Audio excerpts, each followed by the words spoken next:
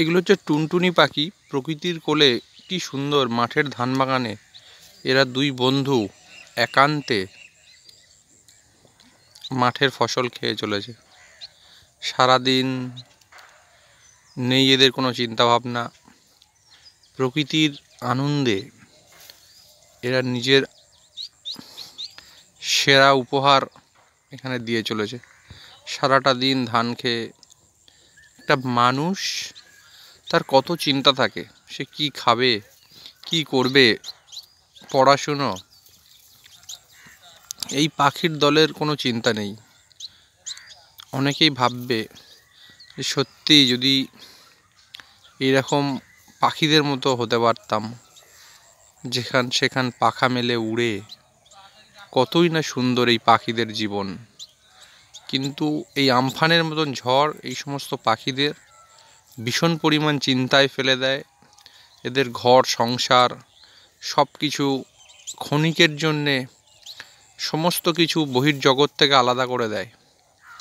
দেখো এরা সবাই কত সুন্দর একত্রিতভাবে দল বেঁধে ধান খেয়ে চলেছে মাঠে।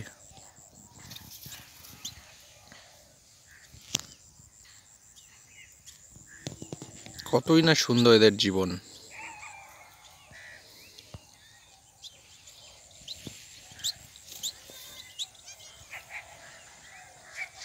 সারি সারি পাখির দল।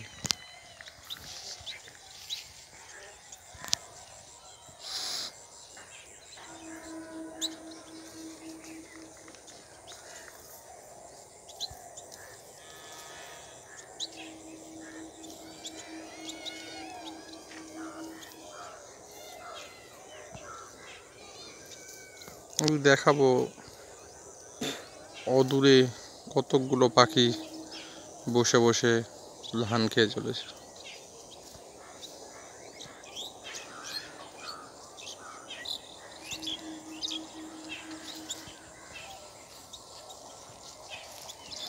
এবং এই পাখি এখন প্রায় বিলুপ্ত পায়, দেখা যাচ্ছে না।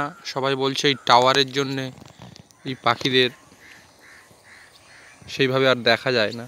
অনেক দিন বাদে আমরা এই পাখি দেখলাম, সত্যি খুব ভালো লাগছে এবং নিজেদেরকে ধন্য মনে করছি।